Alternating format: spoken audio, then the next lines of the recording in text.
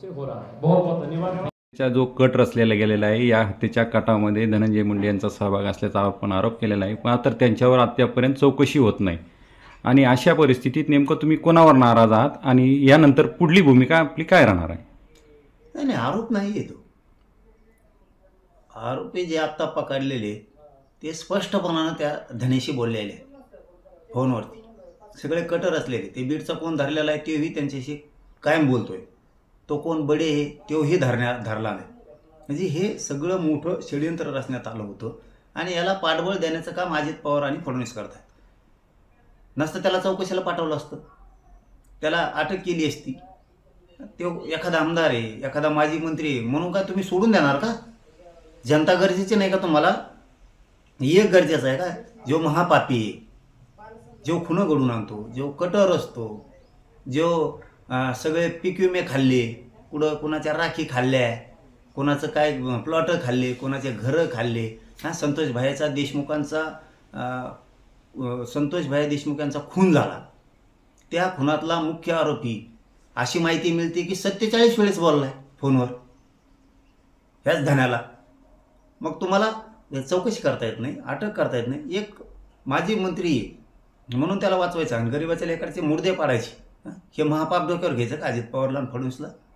कोणचं सरकार चालवत आहे तुम्हाला? मी हे बघा, ते होतं आता मला खेटलेला आहे, त्याला तर आता किंमत मोजावंच लागणार आहे।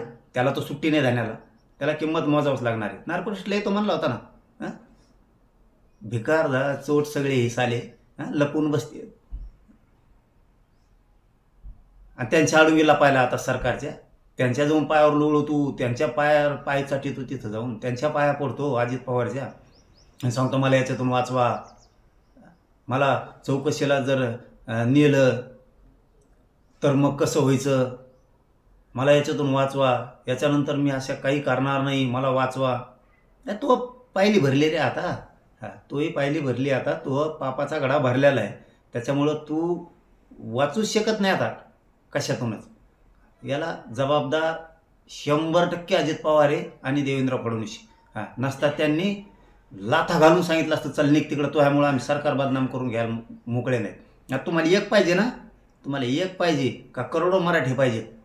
हे आता अजित पवारनी आणि फडणवीसने ठरवायचं। जो अंगरक्षक आहेत त्यांना सुद्धा आज आपण गाडीत घेतलेलं नाही, त्यांना परत पाठवलेलं आहे, काय नेमकी भूमिका आहे? जिंदगीत आपण जीवन जगत असताना खोटरडेपणा करायचा नाही, वागायचा नाही। त्यामुळे आपण काल अर्ज दिला की सरकारचं जे पोलीस आम्हाला दिले संरक्षण ते अजिबात नको, एक पण नको, म्हणजे कोणीच नको, बॉडीगार्ड नको ना, कोणी नको ना, कोणी नको, कारण सरकारवरचा आमचा पूर्ण विश्वासच उडाला आहे। त्यामुळे त्यांना काल अर्ज दिला, आजही सांगितलं आम्ही की तुम्ही सोबत येऊ नका, तुम्ही आत्तापर्यंत सेवा केली त्याबद्दल तुमचा सगळ्या पोलीस बांधवांचा आम्ही मनापासून सन्मान करतो, आपण जावं अशी विनंती त्यांना केली। आम्ही आमच्या गाडीतही घेतलं नाही, त्यांना सोबतही येऊ दिलेलं नाही आहे। त्याचं कारण असं आहे की एवढं मोठं घातपात जर धनंजय मुंडे घडून आणतो, त्याला वाचवण्याचं काम अजित पवार करताय, देवेंद्र फडणवीस करताय। अरे म्हणजे तुम्ही काय, एखादा माणूस गरिबाची लढाई लढतो, म्हणजे मी मनोज जरांगे पाटील एखाद्या गरिबाची लढाई लढतो, आम्ही वरचढ व्हायला लागलो तुम्हाला म्हणून तुम्ही असले चाळे करायला लागलात, घातपाताचे बदनाम करायला लागलात आम्हाला। तुम्ही त्याला चौकशीला अटक करायला पाहिजे होती, चौकशीला घ्यायला पाहिजे होती। तो तुमच्या पाय पडला, अजित पवारच्या पायावर लोळला, फडणवीसच्या पायावर लोळला, म्हणून तुम्ही त्याला अटक नाही करणार। तो मुख्य सूत्रधारच या कटाचा ठेवे घातपाताचा, त्याला करणार। आम्ही आमचं बघू आता मैदान मोकळं आहे ना, येऊ दे त्याचे कोण कोण यायचे ते। आता मैदान मोकळं आहे ना सगळं, आता पोलीस नाही काय नाही, त्याचे कोण कोण येणार आहे त्या धन्या मुंड्याचे, येऊ दे आता कोण कोण येतं ती बघूया। आम्ही सुद्धा अंगावर आल्यावर वापस कसं काय जाते तेही बघूयात आता, कारण शेवटी सरकारची जबाबदारी होती की न्याय करायला पाहिजे होता। त्यांनी घातपाताचा कट रचला, इतकं भयानक कृत्य घडून आणलं आणि त्याला चौकशीला घेत नाहीत तुम्ही, आणि त्याला चौकशीपासून टाळता, त्याला माफ करता, त्याला क्लीन चिट देता।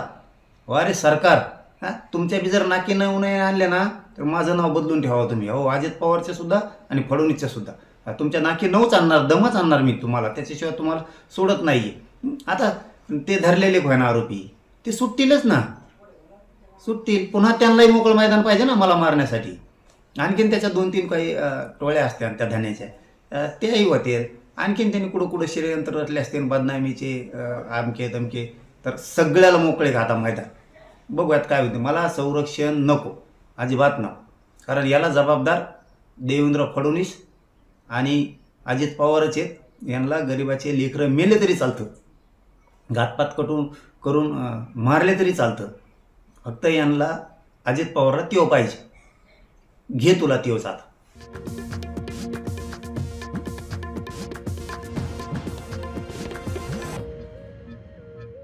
जो अंगरक्षक आहेत त्यांना सुद्धा आज आपण गाडीत